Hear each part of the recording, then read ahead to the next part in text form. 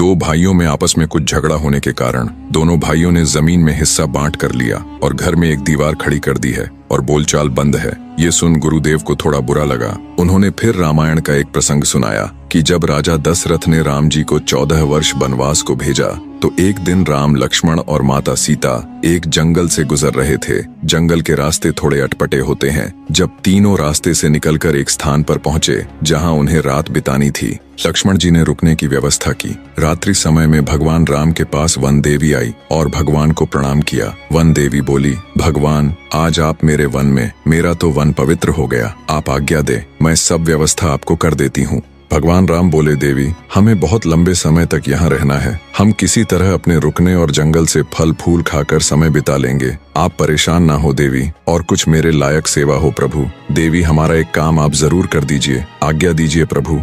हम जिस रास्ते से चलकर आए हैं उसमें कांटे बहुत हैं, उन्हें हटा दीजिए। वन देवी ने एक पल में सारा रास्ता साफ कर दिया, लेकिन देवी के मन में एक प्रश्न घूम रहा था। भगवान राम से पूछा, प्रभु, इस रास्ते से आप तो चलकर आ गए हो, अब इन कांटों को हटाने का क्या फायदा? भगवान राम बोले कि मैं तो रास्ते से आ गया हूँ, मुझे जो कांटे लगे हैं मैं उन्हें सहन कर लूंगा, लेकिन मुझे खोजते खोजते मेरा भाई भरत आएगा, उसे ना कोई दिक्कत हो। वन देवी बोली, क्या आपका भाई इतना कमजोर है कि कांटे भी नहीं सहन कर सकता? भगवान राम बोले, देवी, मेरा भाई बहुत मजबूत है, उसके छाती से तो इंद्र का वज्र भी टकराकर टूट जाए, लेकिन अगर उसको एक कांटा लग गया तो वह ये सोचकर टूट जाएगा कि मेरे कारण मेरे भैया को इन कांटों को झेलना पड़ा है। फिर गुरुदेव ने बताया कि भरत लक्ष्मण जैसे भाई पाने के लिए पहले खुद राम बनना पड़ता है। ये प्रसंग सुन बगल में बैठा एक व्यक्ति रोने लगा। गुरुदेव बोले, क्या हुआ शिष्य, तुम रो क्यों रहे हो? एक और व्यक्ति ने बताया, गुरुदेव, इसने ही अपने बड़े भाई से छोटी मोटी चीजों में झगड़ा किया था। गुरुदेव, मुझसे गलती हो गई, अब क्या पता मेरा भाई मुझे माफ करता है कि नहीं।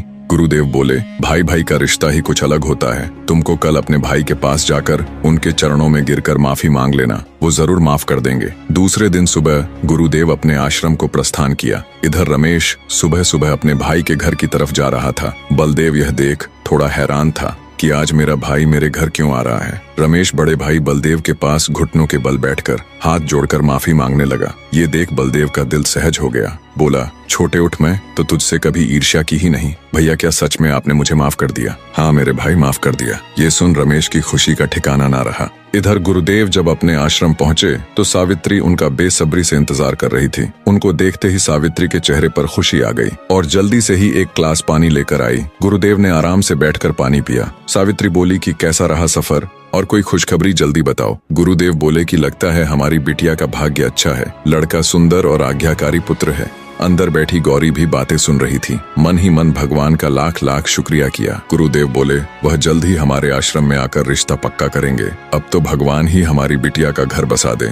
अगले दिन गौरी सुबह सुबह जल लेकर शिव जी के मंदिर गई और उन्हें जल अर्पण कर मन ही मन बोली, भगवान, आपको जो अच्छा लगे वही करना। ये सुन भगवान शिव भी शायद प्रसन्न हुए होंगे। फिर वह अपने आश्रम आई। सावित्री ये देख खुश हुई और बोली कि बेटा, भगवान जो भी करेंगे अच्छा करेंगे, तुम चिंता मत करना। गौरी तुरंत अपनी माँ के गले लगकर रोने लगी। दूर बैठे गुरुदेव की आंखें भी नम थीं। इधर गांव में भी बात पहुंच गई कि गुरुदेव की बिटिया का कल रिश्ता आने वाला है। आसपास के गांव में खुशी का ठिकाना ना रहा। गांव के मुखिया ने कहा कि हमें गुरुदेव कभी कहेंगे नहीं, सभी लोग ध्यान से सुनो, आज सब कोई अपना काम धाम छोड़ दे और चलकर गुरुदेव की कुटिया की अच्छी सफाई करना है, पूरा आश्रम चमका देना है। पूरे गांव के लोग तैयार होकर आश्रम को चल दिया। उस समय गुरुदेव ध्यान में बैठे थे और सावित्री माता खाना पका रही थी और गौरी बेटा आटा लगा रही थी। गांव के लोगों को आता देख सावित्री बाहर आई और बोली, आप लोग अचानक यहाँ कैसे? गांव का एक व्यक्ति बोला, हमारे गुरुदेव की जान से प्यारी बिटिया का रिश्ता आना है,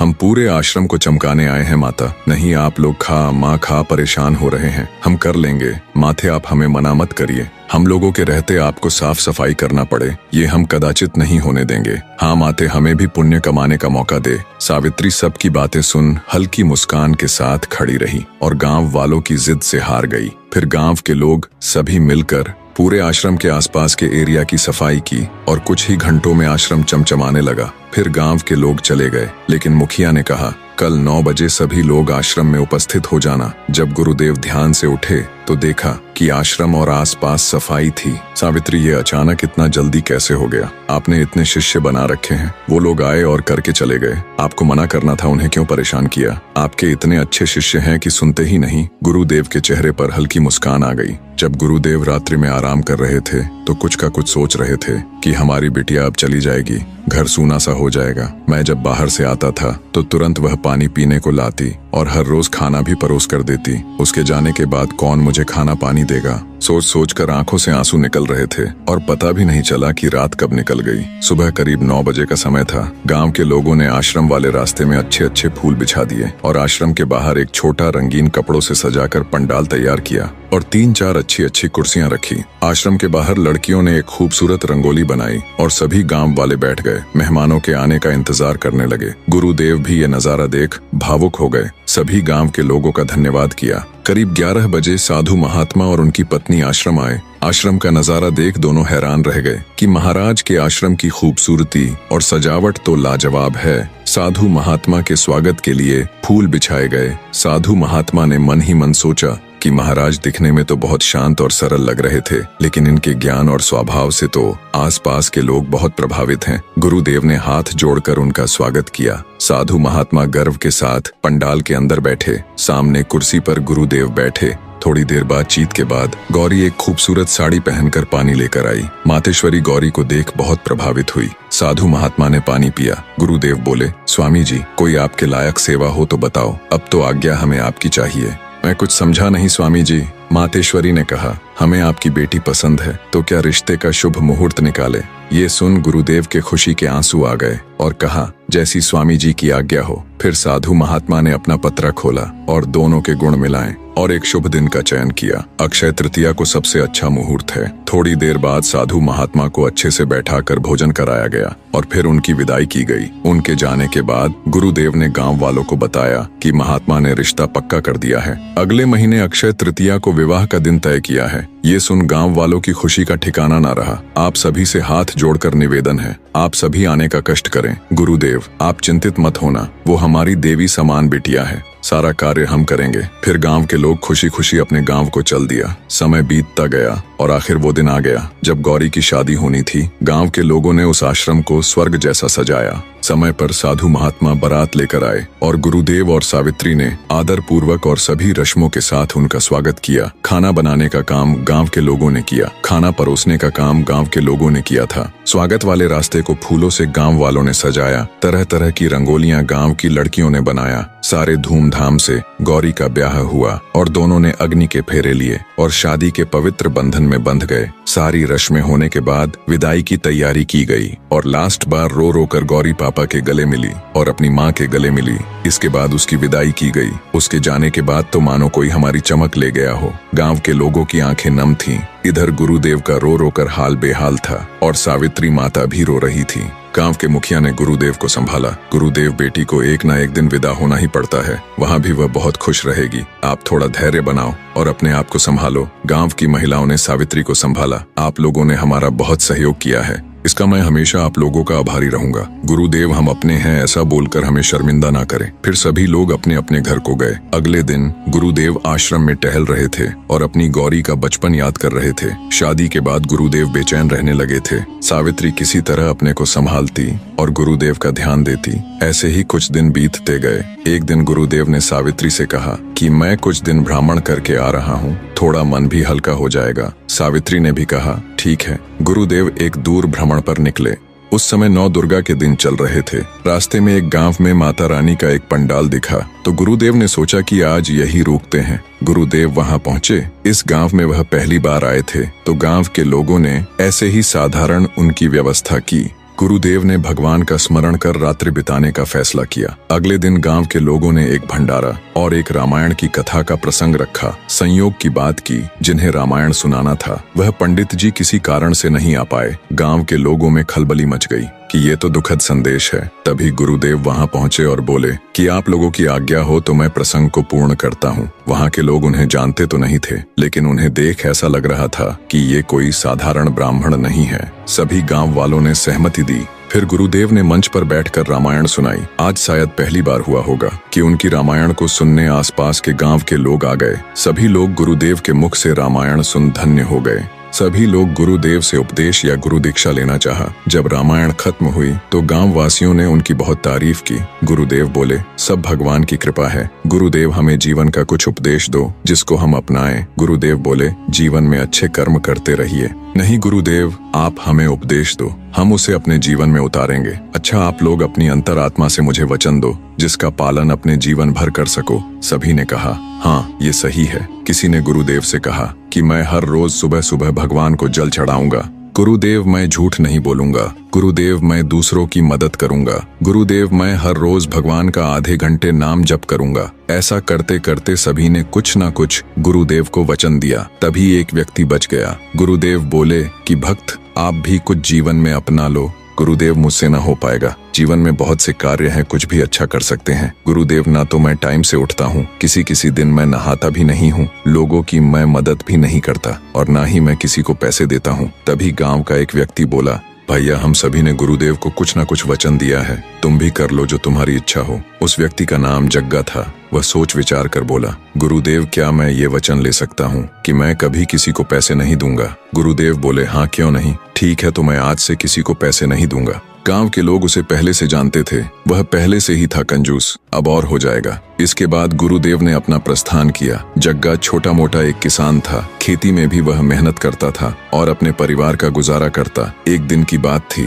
गांव के कुछ लोग गंगा जाने की तैयारी की और उसके लिए सभी ने एक बस बुक कराया। जब बस में कुछ लोग बैठे तो बाहर जग्गा भी खड़ा था। गांव के एक व्यक्ति ने जग्गा से पूछा कि चलो गंगा जी नहा लेना। भाई, मैं पैसे नहीं दूंगा, आपको ले चलना हो तो मैं चलूंगा। अरे भाई, वो बहुत कंजूस है, चलो अपना समय बर्बाद मत करो। जग्गा शांत वही खड़ा था। अरे यार, इसको भी ले चलते हैं, गंगा में इसके भी पाप धुल जाएंगे। वैसे भी सभी ने पैसे दिए हैं, एक नहीं देगा तो कोई दिक्कत नहीं है। इसके बाद सभी की सहमति से जग्गा को भी गंगा जी ले गए। दिन भर का रास्ता तय करने के बाद बस सफलता पूर्वक गंगा घाट पर पहुंची। उस समय घाट पर कुछ लोग स्नान कर रहे थे। घाट के किनारे पंडा खड़ा था, वह सभी से 5 रुपए लेता। इसके बाद घाट पर स्नान करने को मिलता। सभी ने पंडे को 5-5 रुपए दिए और स्नान को गए। जब जग्गा का नंबर आया तो जग्गा ने पैसे देने से मना कर दिया। पंडे ने स्नान को जाने से मना कर दिया। अरे जग्गा, यहाँ तक आए हो, 5 रुपए ही तो लग रहे हैं, दे दो। नहीं, मैं पैसे नहीं दूंगा। अरे यार, ये पागल है, चलो हम लोग चलते हैं। सभी स्नान करने को चले गए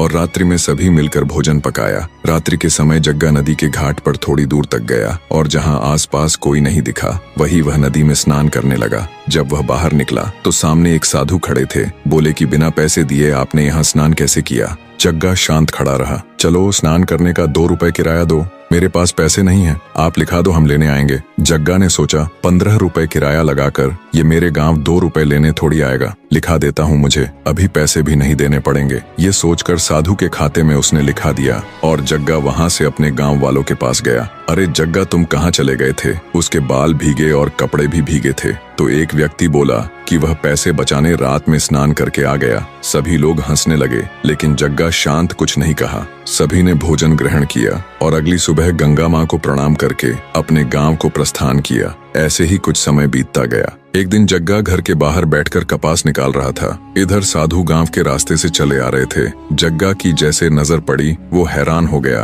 कि ये वही साधु है। जग्गा घर के अंदर गया और अपनी पत्नी से बोला कि ये साधु पैसे लेने आया है, तुम यहाँ पर रोने का नाटक करना, बोल देना कि उनकी मृत्यु हो गई। इधर साधु ने एक गांव के व्यक्ति से पूछा कि भक्त, हमें जग्गा से मिलना है। महात्मा, आप सीधे जाइए, वो सामने वाला घर उसी का है। साधु उसके घर की तरफ बढ़े, लेकिन वहां जाकर देखा कि उसकी पत्नी रो रही है। क्या हुआ पुत्री, तुम रो क्यों रही हो? महाराज, मेरे पति अभी अभी चले गए। जग्गा सफेद कपड़े को ओढ़े नाटक कर रहा था। ये सुन साधु को बुरा लगा। कुछ गांव के लोग और जुड़ गए। गांव के लोग कहने लगे, यार आदमी सही था, लेकिन गांव के एक व्यक्ति को इसका नाटक समझ आ रहा था कि अभी ये थोड़ी देर पहले कपास निकाल रहा था, इसे कुछ नहीं हुआ, कुछ और ही मसला है। महात्मा जी, अपना यहाँ आना कैसे हुआ? दरअसल जग्गा जी ने जब गंगा घाट पर स्नान किया था तो 2 रुपए देने का लिखा कर आए थे, तो हमें आना पड़ा। यहाँ तो उनके साथ बहुत गलत हुआ। यार भैया, जग्गा ने ये बात हमें बताई नहीं थी, हाँ यार, वो तो 1 रुपए किसी को नहीं देता। साधु जी ने कहा, चलो कोई बात नहीं,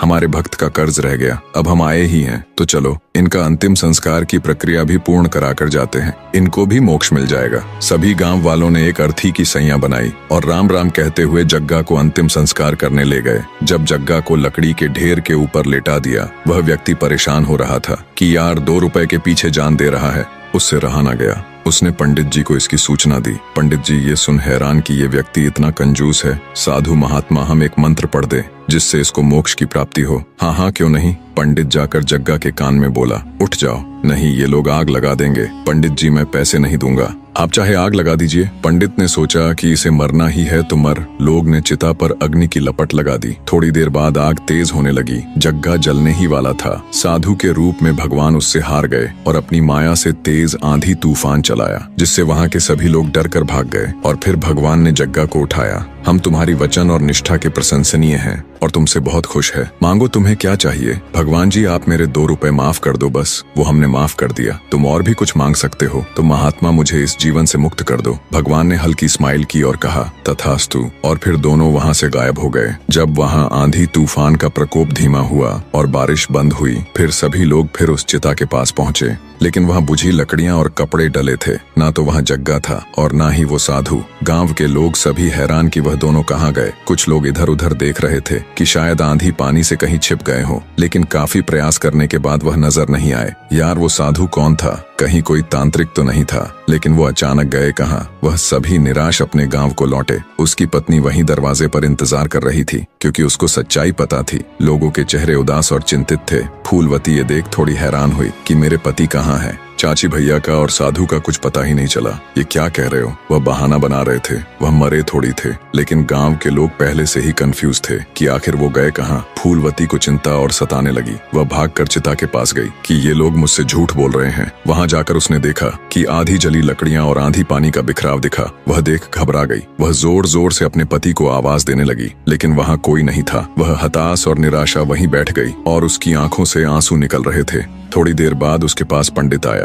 बेटी मैं तुम्हारा दुख समझ सकता हूँ, लेकिन होनी को कोई नहीं टाल सकता। गुरुजी वो कहाँ चले गए? बेटी यही चिंता तो हमें सता रही है कि वह साधु और जग्गा अचानक कहाँ गायब हो गए। गुरुजी मेरा यहाँ उनके सिवा कोई नहीं है। गुरुजी मैं मर जाऊंगी। बेटा धैर्य बनाओ, हम पूरे गांव के लोग मिलकर पता करते हैं। इधर गुरुदेव एक गांव के मंदिर के पास से गुजर रहे थे। मंदिर बाहर से दिखने में बहुत अच्छा था, तो गुरुदेव ने सोचा कि भगवान के दर्शन करते हुए आगे चलते हैं। गुरुदेव ने मंदिर में प्रवेश किया और जैसे कि गुरुदेव की नजर मूर्ति पर पड़ी, वह थोड़े हैरान हो गए, क्योंकि उनको किसी भी प्रकार के आभूषणों से सजाया नहीं था। मंदिर गांव के समीप था और वहां के लोग भी अच्छे खासे थे। गुरुदेव को कुछ समझ नहीं आ रहा था। ये जानने के लिए वह मंदिर के बाहर बैठ गए। कुछ समय बाद एक गांव का व्यक्ति वहां से गुजर रहा था, तो गुरुदेव ने उसे अपने पास बुलाया। भैया मंदिर में भगवान की मूर्ति कोई आभूषण से सुसज्जित नहीं है, ऐसा मैं पहली बार देख रहा हूँ। गुरुदेव मंदिर में पंडित जी रहते हैं, अभी वह जंगल गए होंगे, आप उनका इंतजार कीजिए, वही आपको बताएंगे।